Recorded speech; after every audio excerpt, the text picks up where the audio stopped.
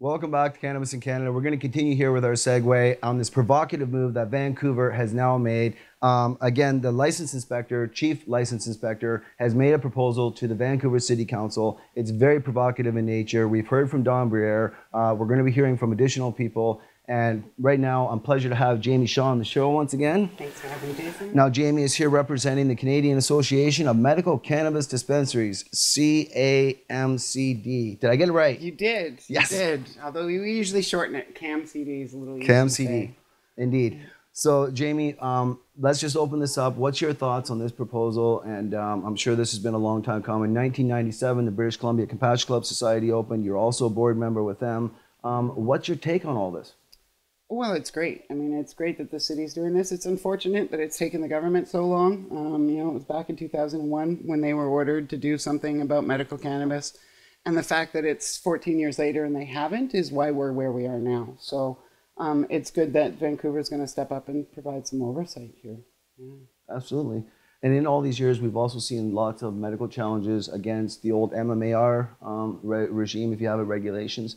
And the present MMPR, of course, is under constitutional scrutiny in Allard. That being said, also in R versus Smith, one thing that stuck out to me, we're going to get into the different points in this proposal, but right off the hop, what stuck out to me, and we were kind of touching on this before we got onto the air, edibles. They're basically saying you can sell illegal flower.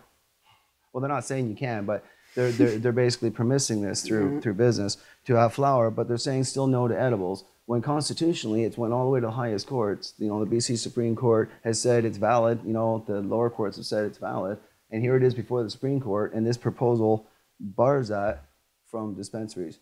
Now, with your knowledge and your experience for medical patients, just like myself, the need for edibles can't be expressed enough. What's your take on that aspect of the proposal?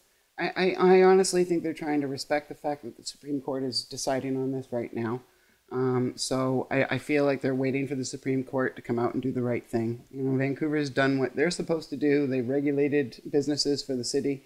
So now the Supreme Court needs to come out and do what they need to do and make sure that patients have access to edibles and other forms of cannabis.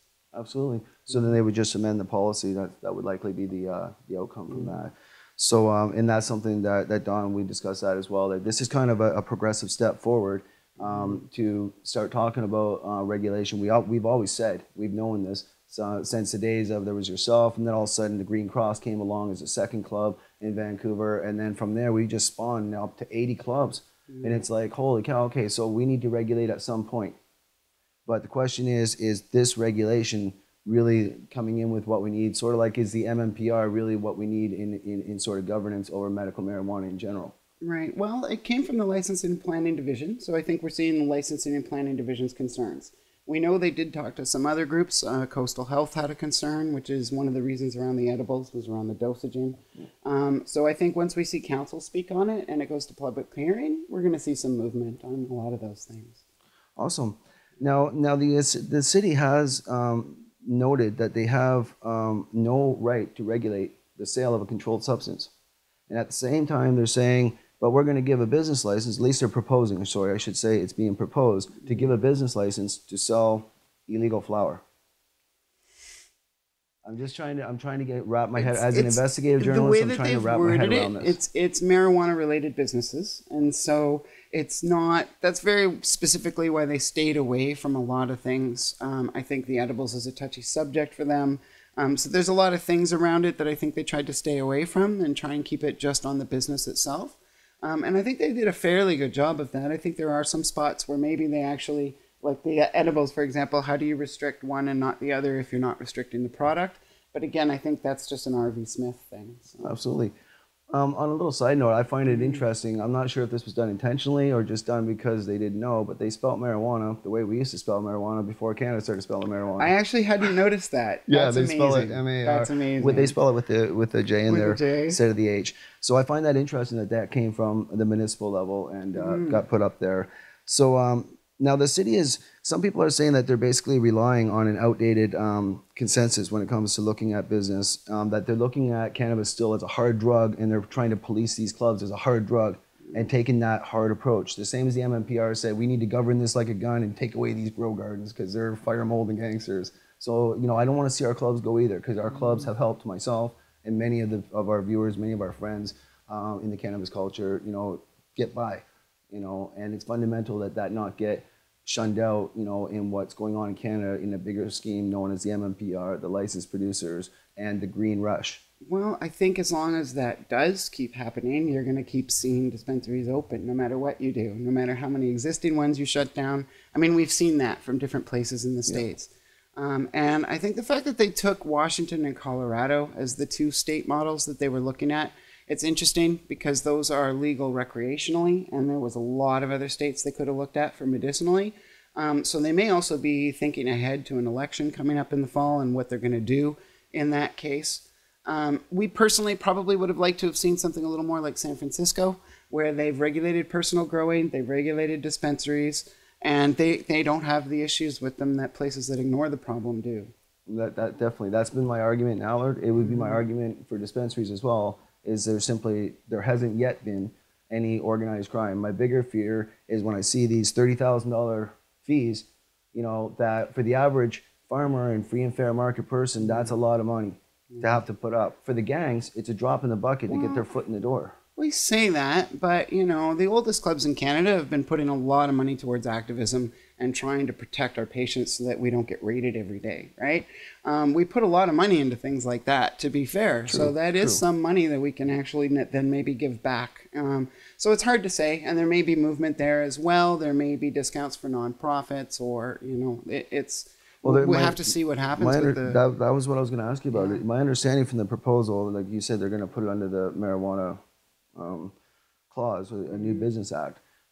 So basically that would, I'm assuming, ask all the clubs to strip themselves of their nonprofit status and enter into this new business class status. And that again is stripping yourself of certain provincial rights and walking into the business realm, which could, and again, let me play devil's advocate. I don't like playing this, but let me just play devil's advocate here. What if they go ahead and they allow certain clubs such as the BCCS, who's done such good work for the medical community, and others, you know, standing clubs to do this, and then we legalize, like you said. Boom. Now the licensed producers are the only legal supply. They drop down to the provinces. What if they all of a sudden strike the legislation? They say, oh, well, we don't like this anymore. We're going to change this, and we're going to say now you guys can only buy from licensed producers or you shut down. It depends if it remains a controlled substance. I mean, there's a lot of stuff in that question. But yeah, there's a lot at play there, actually. There is. I know. It is a complex, because this is how I'm thinking, because I've seen what they did with the 1,200 applicants. My viewers know this. I said there'd be 51 licenses in fiscal years 1 and 2 of the MMPR, and we're now at the end of fiscal year 1, and we have 22 licenses. We're on par with that 51 that I projected. You know, what's got me is the word compliance. I see this word compliance. I think it's a progressive step forward, no matter what, no matter how we look at this. But we're looking at compliance, and we're looking at a lot of things where they're saying criminal records checks for staff and state. What do you think on the safe for overnight? Now, having been through the MMPR, it's very expensive to get some of those safes, and they don't say what exactly you have to store in that safe. You know, if it's your cannabis for a club such as the BCCS or any other large club, that's quite a bit of cannabis to store in what they would want potentially. You know, a level, whatever, you know, a very high level safe, which is extremely expensive. More upgrades that could push it way past that $30,000 initial sign up fee. Well, there's a bunch of things in all of that, actually, that I'd like to address. I mean, the first thing is the nonprofit. They actually have a demerit system where being a nonprofit helps. There was a problem with the language, I think, in the way that they worded it, because they said something about there was no corporate ownership, and technically a nonprofit is a corporation. But I think that might have been excluding society ownership, because somewhere else it says you have to be either a personal owner or a society owner. So it actually is encouraging nonprofits on that case. And in terms of cannabis security, that's a big deal for dispensaries. Most dispensaries should be well on top of that. Their cannabis supply should be secure, particularly overnight. And that should be something that's already being dealt with. So it shouldn't be an extra. They came in right after giving you a license at the BCCS, like they have with licensed producers, and said, now you need a level 17 vault.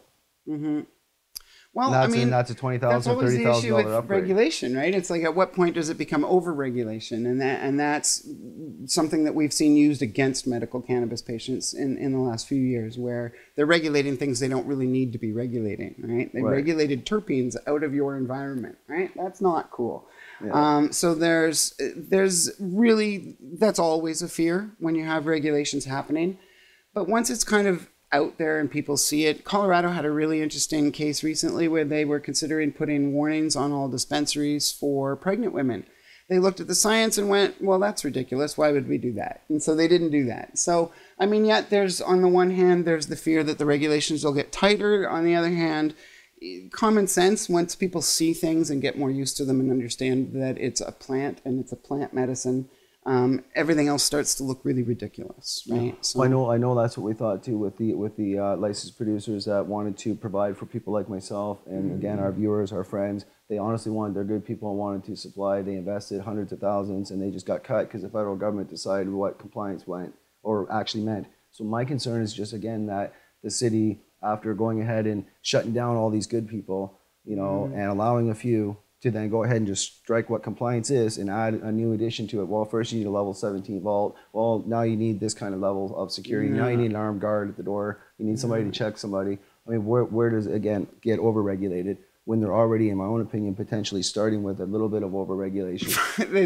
There is that, exactly. But, I mean, the alternative right now is they say, no, we're not going to look at this. Exactly. Right? Well, that's why it's progressive no matter how we exactly, look at it. You know? Yeah. Okay, so on a positive note, let's look at some of these things. So now the stakeholders to review this. Now for our viewers to understand what CAMCD is, they represent all the dispensaries, pretty much. Not all, but a good portion of dispensaries. We you know, part of what we do is a little bit of consumer protection. We want dispensaries to be certified so that consumers know where they can go to have dispensaries that have met certain standards. So that's one of the things that we do. Our mission, vision, and values are to protect patients, personal growing, things like that, to supply reasonable, affordable access to patients. That's really what we care about. If the government came up with some brand new model tomorrow that didn't involve dispensaries and took care of everybody, we would shut down, right? That's really what we're in it for. So we can't speak for all dispensaries. We can speak for the ones that are members of CAMCD. The way that it was set up with the UBC and SEED program. Riel Kapler and Zach Walsh worked on that, and we got a Peter Wall Solutions Initiative grant, and we developed standards for dispensaries with 9 dispensaries across Canada. That was before the MMPR was even announced at that point. So our organization's been going through quite a lot of transformations. You know, we've had a bunch of dispensaries, particularly in the East Coast, closed down. 1 or 2 of them have now tried to go through the MMPR system or opened clinics or done other things. Others were very afraid and were going to close down. And only a few of us, I think, actually saw that that's not what was really going to happen in reality and that there was going to be this explosion. And so the rest of us in CAMCD started working on trying to figure out how to rewrite the program because it was written for a different time. Yeah. So we still have the standards and the certification standards, and that's all exactly the same. But within that, we had 18 required practices that companies had to follow. And we've actually now lowered the bar on membership so that now if you're meeting those 18, you can become a trade association member. And so that way we're hoping we can bring in more dispensaries, get more of their concerns voiced to us, and that we can better represent the dispensary industry. And one of my very first meetings with CAMCD, actually on CAMCD's behalf, was with the former chief licensing inspector. And so we've been kind of working on not proposing any regulations specifically, but telling them that they needed to regulate. And we sent a bunch of case studies about California cities and showed them what happens when you regulate and what happens when you don't regulate. And so we'd like to think that hopefully we started the ball rolling on this. Although at that point, none of us were talked to about any of the details or that work was all done internally, right? I was going to say, that's what I found interesting about this particular one is that none of the stakeholders were addressed prior to this. They didn't talk to any of the clubs. It just kind of came out of nowhere, like, boom, here's what we're proposing. All of a sudden. Well, there was no two-way street conversation, that's for sure. But for years, we've been meeting with City Hall, and not just us. That's been, you know, BCCS, it's been Eden, it's been VDS, all kinds of other dispensaries that we don't even know about. They've been going to City Hall. Carrie Jang recently said that, you know, they thought they were going to go in and be real hard asses and enforce for every single bylaw, and none of them were violating any of them. When they were, they took care of it, right? Yeah. And so he was a little bit surprised at how willing we were to be compliant already, right? And not every industry is like that. So I guess in closing, now for our viewers, in your opinion, is this proposal good? Or is this proposal something where, I shouldn't say good, but are we kind of like here? And I think that I need your opinion on this. Mm-hmm. Where do you think this proposal is in virtue of a free and fair market for BC? I think it has to be taken contextually. I think it can't be taken out and compared to other programs around the world because there's different contexts, you know. Ultimately, as I said earlier, I think San Francisco hit the market, hit that right on the head. They got that right. All of those regulations around personal growing and dispensaries. Yeah. So, hopefully when they have some cooperation from other levels of government, they can actually work towards that. But right now they're kind of out on their own and they're doing it for patients, right? That's what they are doing it for. They're doing it for the city as well. But they're doing something that other levels of government have been refusing to do for almost 20 years. So, now, has the BCCS been approached for a license? There was an implementation process mentioned in the report, and it's all existing dispensaries basically are going to be put through the process first. And obviously the first thing they're going to look at is distance to schools, and basically they're going to go and check them all for compliance to these new rules because they're new rules, and most of us aren't doing that. We are doing edibles, we are doing mail-outs, we are doing these things. So there's going to be a period of time where we're going to have to either comply with that, or hopefully by then the law will have changed and the regulations will have changed, and patients will be better protected even than this first step. Absolutely. Well, Jamie, you've been a warrior for medical patients all along. Once again, thank you for coming on the show and explaining to us what's going on. We stay tuned to Cannabis Security. I'm going to keep banging on this. I need to get my head wrapped around exactly what's going on here in the city of Vancouver in relation to medical cannabis and dispensaries. I certainly don't want to see medical patients go without. I don't want to see an inflation in cost, but I certainly want to see a progression towards some sort of regulation where medical patients do get dignified and reasonable access to their medication. It's Jason Wilcox. We'll see you in the next movie. Cheers.